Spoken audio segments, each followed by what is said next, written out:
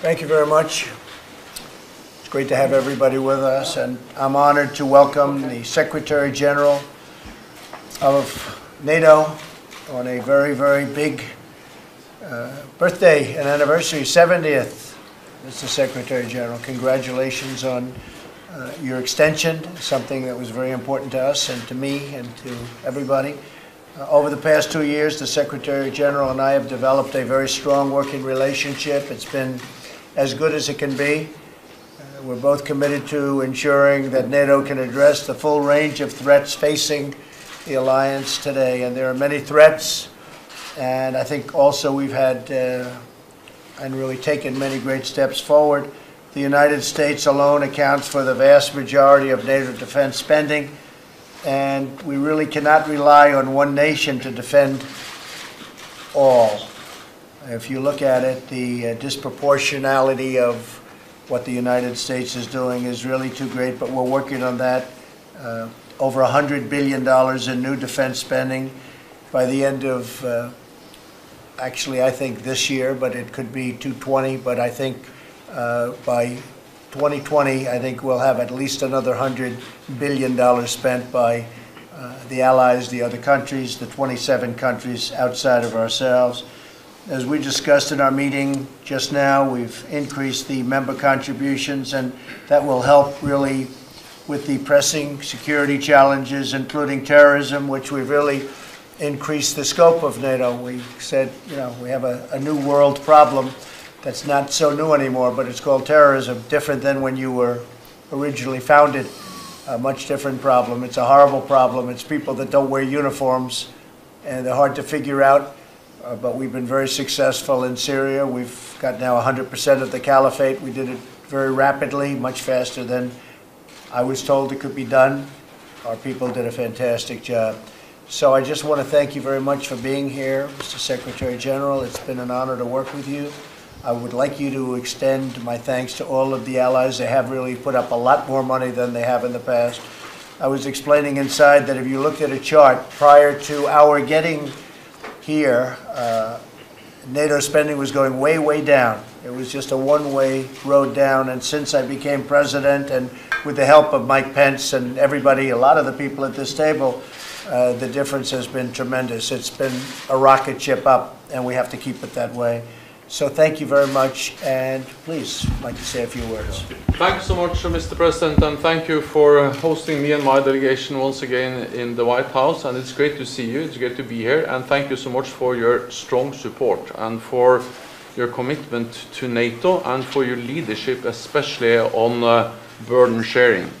NATO is a strong alliance, but to remain a strong alliance, we have to be a fair alliance, and therefore allies have to invest more in defense. You have a very clear message on that, and your message is having a clear impact, because allies have now started to invest more. After years of decline, we see now that all allies are investing more in defense. And since 2016, they have added more than 40 billion already. By 2020, it will be, as you said, 100 billion. And then we expect that to continue to grow. We need to do more, and therefore burden sharing, defense investments, is a top priority for me in all my engagements with different NATO allies. We are also stepping up our fight against terrorism. All NATO allies participate in the US-led global coalition to defeat ISIL. We have made, under your leadership, remarkable progress, but the job is not done. It is important that ISIL is not able to come back, and therefore we think it's extremely important to train the Iraqi forces so they prevent ISIL from coming back again. And then we also strongly believe that it is important to support the US efforts to find a peaceful solution to the crisis or the war in Afghanistan. We support that. And then we are also working closer together with you in the way we respond to Russia.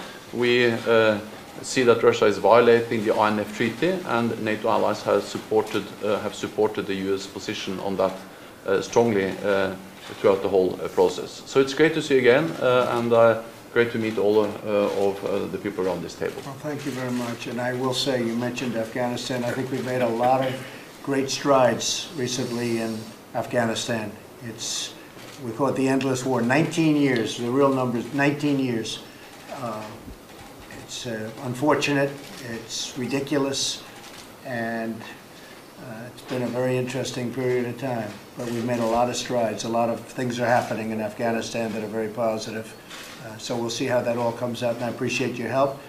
And Vice President Mike Pence, would you say a few words, Mike? Thank you, Mr. President. And I want to also extend my congratulations to Secretary General on the extension of your term to 2022. We welcome it. Your leadership at NATO has been a time of renewed strength in the transatlantic alliance. As you responded to the leadership that the President provided. From early on, President Trump made it clear to our allies in Europe that we couldn't care more about their security than they care about their security, that it was not a choice between whether we're committed to the alliance or whether we can demand that our allies live up to the commitment in the Wales Agreement. We could do both.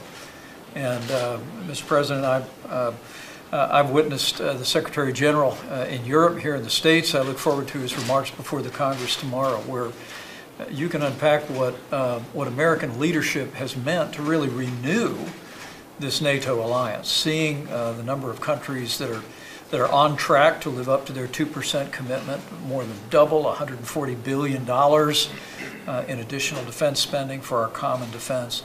You've given great voice to that, and I just wanted to express my congratulations and my appreciation for you recognizing the importance of this alliance for us all to be standing with each other, living up to our word, and recognizing that the President's leadership ultimately has resulted in a strengthening of the NATO alliance.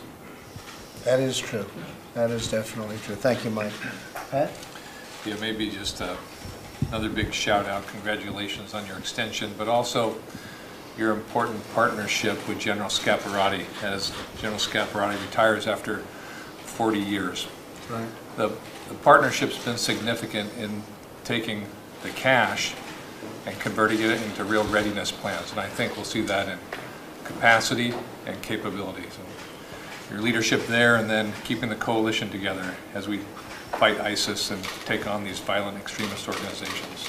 So welcome to Washington, and we look forward to your speech tomorrow. We do indeed. John Bolton?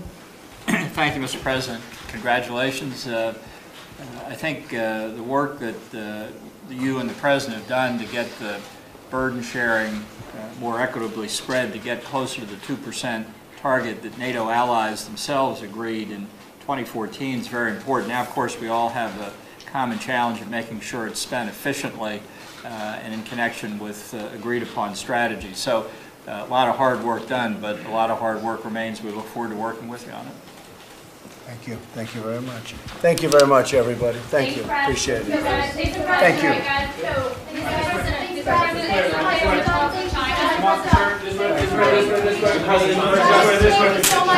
China's going very well. Can you address the situation right this way? Right this way. Come on. Thank you very much, everybody. Right this way, sir. Right this way. Right this way. Come on.